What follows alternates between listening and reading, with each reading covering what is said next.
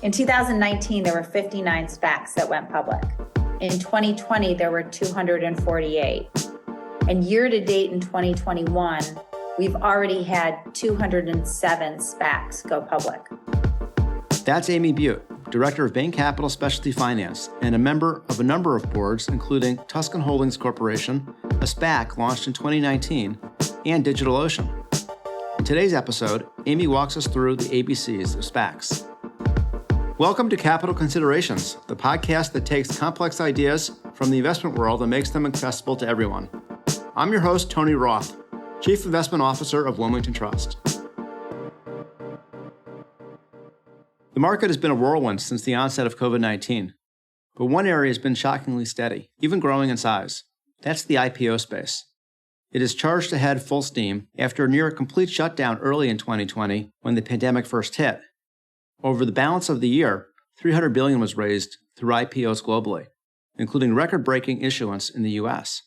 Over 50% of this IPO mania was through special purpose acquisition companies, or SPACs.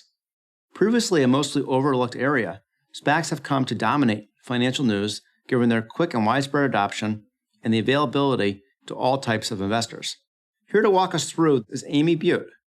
Amy was the CFO of both the New York Stock Exchange and Man Financial, and got her start as an equity research analyst. And in fact, Amy and I have a shared heritage. We both worked at Bear Stearns at the same time. So Amy, thank you so much for being here today. It's a pleasure. Thank you so much for having me. I also want to remind our listeners that Capital Considerations is nonpartisan and takes no political position one way or the other. With that in mind, let's get started. Amy, let's start at the ground level. What is a SPAC and how does it work? Most of our listeners are aware of them, but they're actually pretty complicated vehicles, aren't they? They are complicated, and you know financial services well, Tony. Sometimes things are more complicated than they need be. So let's try to make it simple. So a SPAC is a blank check investment vehicle. It's created to merge with a private company and bring it public, usually within an 18 to 24 month period. So when you first raise money into the SPAC, you're basically saying, hi, we're a management team. We want to raise X tens or hundreds of millions or sometimes billions of dollars. And we're going to use those funds in order to identify a merger candidate. We're going to find a company that is currently private or a combination of companies that are currently private and take them public. Now, when they do this, they make an offering to the public markets. And when they go out and they sell shares, it's actually a little bit more complicated. So first, they sell units and warrants. So when you invest in the IPO of a SPAC, you buy shares at $10 a share, and you also get a warrant, sometimes a quarter, sometimes a half point, so that you're really buying both the basis plus the opportunity for upside. So a warrant is a right to buy the shares at a specified price. Many SPACs specify that price at $11.50. So it's sort of an option in a sense, like a call option. Right. It's a call option at just a slightly higher price. So the capital that they collect sits in a trust account while they go out and look for an acquisition candidate. So you as the investor, you get to sit there with knowing your money is in trust and it's safe. And two, you have potential upside because of the warrant. So let me ask you about it being safe. You mentioned that they're going to use the money to find an acquisition target. How much of the money is used to do the research, to pay themselves, if you will, to do that work versus actually spending the money for the merger? Is it possible that you could put money into this and it could go below $10? Well, it's always possible this stock can go below par, right? Or a bond can trade below par. So yes, it is possible that it can trade below $10.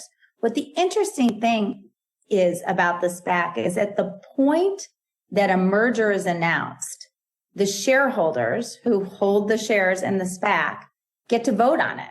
And they really vote with their money.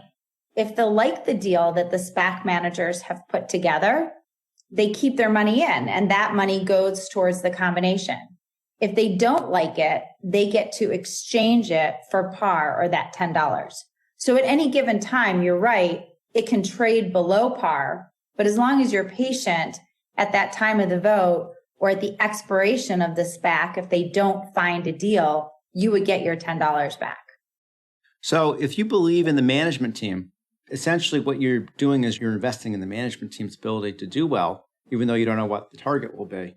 So if you believe in the management team, you really don't have any downside until after they announce the merger. Is that fair? Well, bingo on the fact that most investors invest in the management team. That's really the key thing. Who are they? What have they done before? What are their networks like? Do they have the opportunity, particularly in this world with so many SPACs, to actually identify a candidate? So that's bingo number one. Right. Number two, you're also saying to the management team, you asked a question of how do they fund themselves? You really want to make sure that this is a management team that's going to be thoughtful about the approach that they take. Usually most SPACs take expenses of about $10,000 per month. They're expenses that come out of doing this deal. And they also fund it with some of their own risk capital. So you want to know that it's a good and connected management team that knows how to find a deal and do a deal. But you also want to know that the management team has skin in the game through the economics of the risk capital. And that way incentives are aligned. So before we go deeper into the SPACs, let's just compare and contrast for a moment, if we could, to the regular IPO. One of the things that I'm not hearing here or I'm not seeing is the role of the investment banks that, of course, love IPOs because they make so much money. And I would just also note observationally that many of these companies that have benefited from SPACs as a means to become public are earlier life stage companies than the typical IPO, it seems like, that are going public and that are implying valuations of $50, $100 billion. The Airbnbs, the Pelotons, the DoorDashes, et cetera. A lot of these are companies that may be a few $1 billion in value or so. So two really good questions. One is what type of company is the SPAC right for? Or what's the difference between a traditional IPO and a SPAC? And the second question is, how are they involved and how are they incented to participate in this approach? So in a traditional IPO, a company produces what's called an S1 or a registration statement. And what you'd see in that S1 is information about their past performance. You don't really see any information about anticipated growth or what they're going to do with proceeds. It's basically up to the investor or maybe the analyst or, Tony, maybe the CIO to help extrapolate and decide what's the potential value for this company, whether it's 2, 3, 5, or 10 years out, depending on the time horizon. What's different about a SPAC is it isn't really an IPO. It's a merger. It's a merger between a public entity that's a SPAC and the target that is private. And when you do a merger and you issue your proxy statement, which tells you all the information investors want to know about the deal, you're allowed to talk about it as a merger. So you're allowed to say, hey, with these proceeds, we're going to grow revenue by X, or we're going to make acquisitions of Y. So you really are allowed to use more forward-looking statements. And I think that's part of the reason why we're seeing more growth-oriented or earlier stage companies go out through SPACs. Isn't it also less expensive because you're not, and less onerous and complicated because you're not dealing with this very intricate offering process and the investment banks and road shows and all those types of things? So expense can be, in my view, expense can be defined in multiple different ways. And you asked the question of how do banks get paid? And unfortunately or unfortunately, investment banks are a large percentage of the expenses of going public.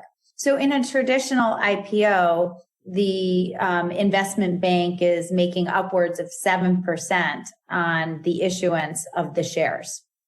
In a SPAC, the investment bank is being paid in a multiple of different ways, which may or may not equal 7%.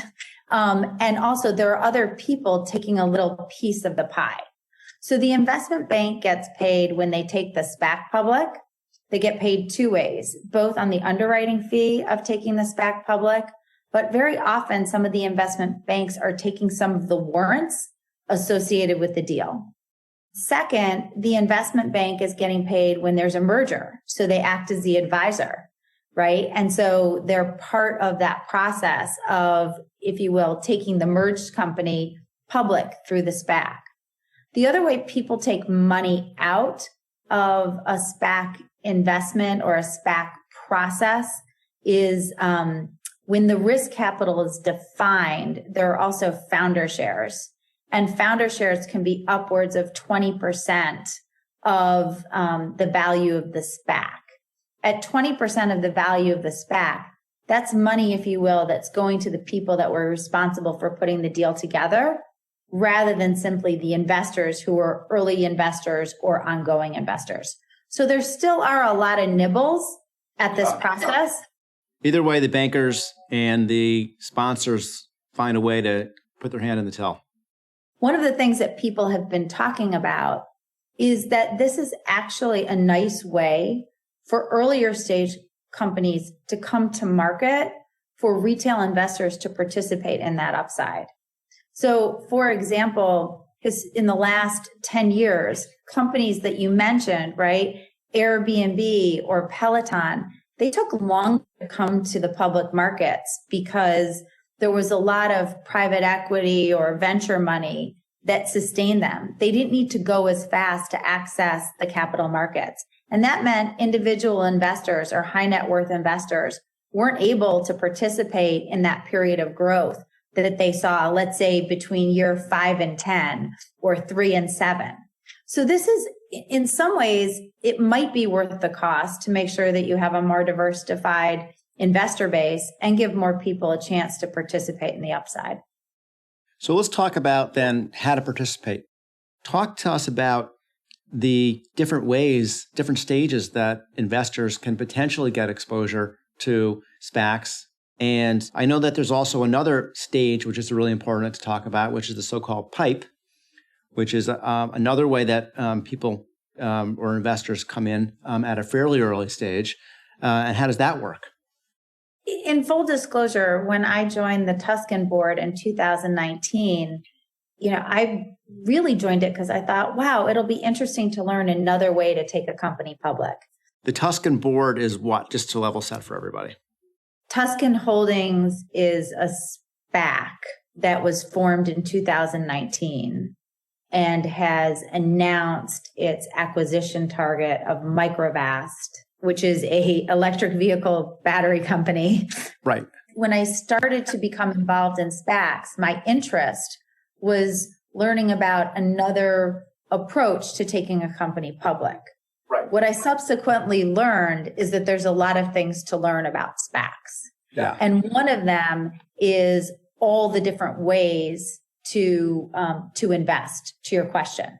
So first, you can be part of that risk capital or sponsor group. So you could say to your next door neighbor, he comes to you and he says, hey, I'm going to form a SPAC. And you can say, look, I'd like to be a part of that risk capital and have some of those founder shares. And usually when you put in the risk capital, which is the amount of money to fund the initial business of a SPAC, you can get a percentage of the promote. So about 20% of the shares of a SPAC. So if it's a $200 million SPAC, 40 million would go to the promote. And you usually receive that when you put in the risk capital. Clearly, this is for a very rarefied group of folks like yourself that are on the inside, that know what they're doing. It's not going to be for the typical high net worth investor. So what's the next stage of investing? If you're not fortunate enough to be in that stage, or you're more risk averse than to be in that Right. stage. Okay. Fair enough. The second is through the initial SPAC listing or IPO. And at that time, you would receive your shares in the SPAC for $10 plus the warrant at whatever ratio is decided for that issue. And to start, those two things, the warrant and the shares, trade together. Eventually they split. So you can choose to hold on to the shares and sell the warrants. You can choose to sell the shares and hold on to the warrant. You have that choice. So that's the second place that you can invest, at the IPO of the SPAC, where you get both the shares and the warrants associated with them. You can then also invest in just the aftermarket after the IPO. And you can trade just those shares, because maybe you think that management company is going to find a really great company. And when the deal is announced, the shares aren't going to be $10 a share. They're going to be $15 a share. So that's a third place that you can invest. I see that a new SPAC has come to market. Amy Butte is one of the principals, and she's only done SPACs that have hit home runs. So I'm going to just buy this one right up at $10 or slightly higher than that, but perhaps, in order to get in early. Well, I would definitely buy that if it had your name on it, Tony. I don't think so. The next way to invest in a SPAC is at the PIPE. And what the PIPE is an additional fundraising that takes place at $10 a share. So let's say you're a SPAC and you have $200 million. That tends to be kind of an average amount of money to go out and find your acquisition target. But hypothetically, let's say you find such a good acquisition target that they need more money than 200 million, or they want to grow further. They need more capital, or they have a higher valuation, whatever it might be. Banks, kind of behind the scenes, will go out and raise what's called a PIPE.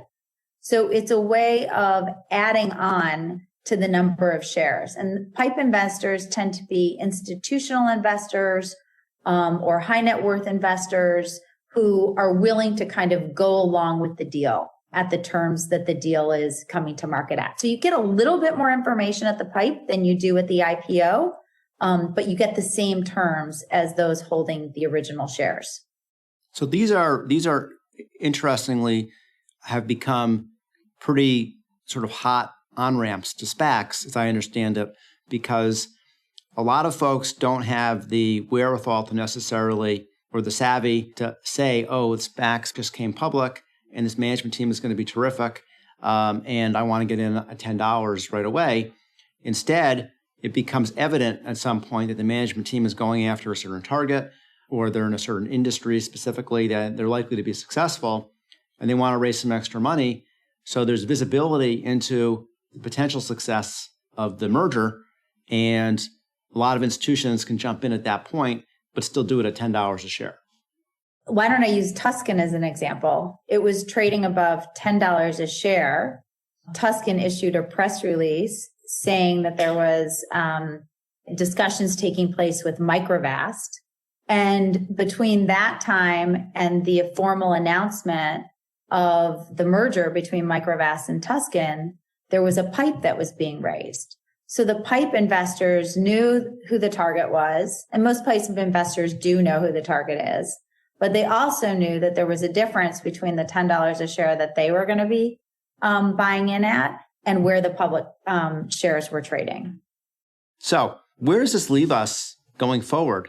There are increasing numbers of these SPACs being raised. Is it gotten out of hand? Are there enough targets out there for all these SPACs to be successful? There's only so many upstarts out there that can come to market. How do you think it'll play out? I think that's the most important question. In 2019, there were 59 SPACs that went public. In 2020, there were 248.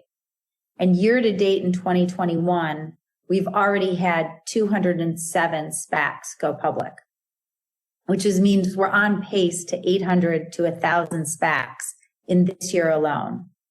If you think about an average IPO market that brings 200, 250 companies to market each year, you can quickly see that there's an imbalance. There are too many SPACs chasing too few companies.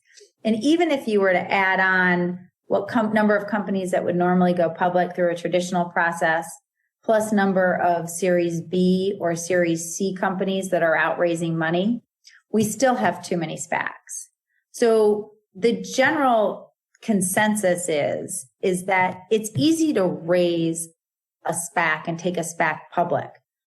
When you're an investor, you can buy the shares and get a warrant. So it's par plus, which is this very different than just leaving it in the bank. And so people are interested in finding a way to get a little plus.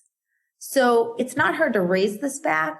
What is going to be hard is for SPACs to really differentiate themselves. And there are going to be SPACs that don't find their acquisition target in their 24-month time frame that they have.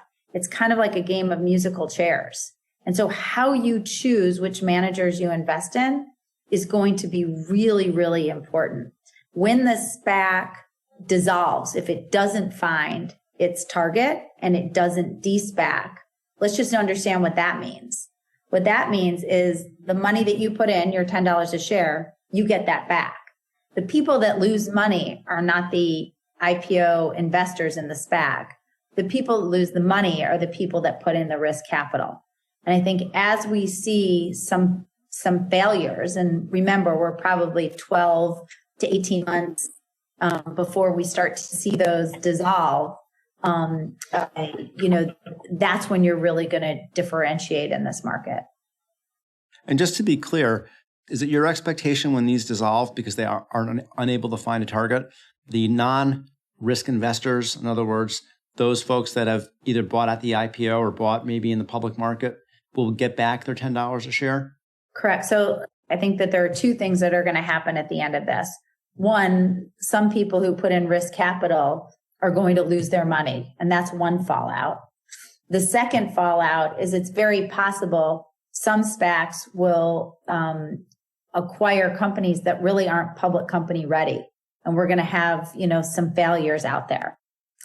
As it relates to the investors that buy shares in the SPAC IPO, if that SPAC dissolves without finding a target, they get their $10 back.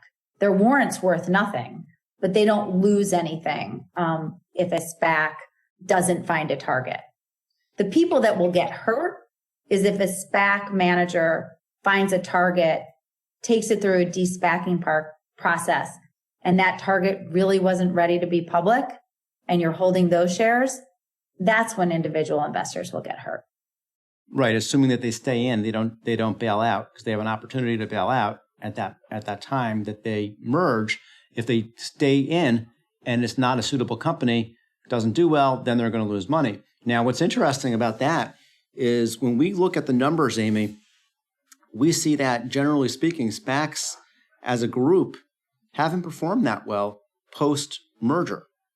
Even though there are some big shoot-the-moon SPACs out there, I think it's Churchill 4, which is the one for Lucid Air, right? There's ones that have really done incredibly well, and yours, of course. But when you look at them as a group, the post-merger performance has been fairly mediocre. Well, it doesn't surprise me that that's happening because if you think about it, a lot of the value and the growth assumptions are already in it at the time of the de-SPACing, and expectations are so high. So I do think it's going to take some time. I don't think it's fair to compare the pop of an IPO on an Airbnb or a Snowflake to the trading, the aftermarket of a de-SPACed company, right? The pop kind of already happens at the time of the merger announcement. Right. Whereas with an IPO, the pop tends to happen after it gets to the public market. So for the wealthy investor looking at this, having that phenomenon that we all call now FOMO, fear of missing out. I know that you don't have it right now, but the rest of us do. What should we be thinking in terms of our access to this space and our should we try to play in this space? Should we be cautious? How should we play in this space? Assuming that we don't have the opportunity to be risk capital people, what should we do? Look, I'm not an investment advisor like you. So you probably have the best advice, but I would say it comes down to risk tolerance, and it comes down to just a general approach to playing in the public markets or investing in the public markets. If you are an investor and think it's important to invest in earlier stages of capital formation, so you traditionally invest in IPOs and you want to invest in companies that are earlier on their path to public markets, I think it's something that's worth looking at because it's becoming a larger part of that earlier continuum of investing opportunities. Don't have any access to it. Are you interested in investing in companies that now are kind of coming to market through a SPAC? So you're kind of investing at like a Series D for some of them. I also think it's interesting because if you're looking for ways to make a little bit more money on your cash, and as long as you have good diligence on the managers that you're investing in, or at least a time horizon of approximately 24 months, why not invest in an IPO of a SPAC? You get the shares, you know you can get your $10 back at the time of either the announcement of a deal or the dilution of the SPAC, and you have a warrant, which is like a little bit of extra upside, which is kind of interesting.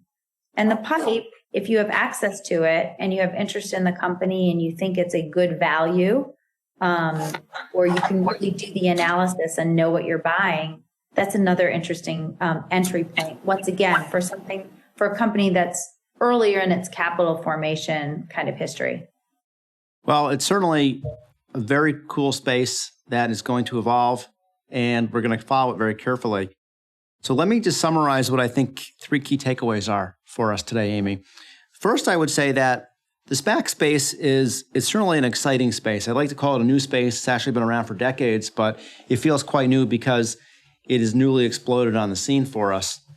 And relative to traditional IPOs, it can provide for a very well-informed and savvy investor, even one that's not a risk capital investor, the opportunity to get exposure to an enterprise possibly at an earlier stage of its life cycle. Earlier is always better when a company turns out to be successful. And so it could provide opportunity for the retail investor, the wealthy investor, if they can identify the right management teams that are coming to market with SPAC IPOs, to get in really early and to even have the optionality that you've described and decide if they want to bail out or they want to continue once the target is identified. So that is, I think, a really cool aspect of SPACs. Second takeaway I would say is that the space is becoming increasingly saturated. And that means just through the math, the law of numbers, there are going to be a lot of SPACs that are not successful, either because, which is more innocuous, they don't find a target and they basically just return the $10, or more problematic for the investor that decides to stick with the management team.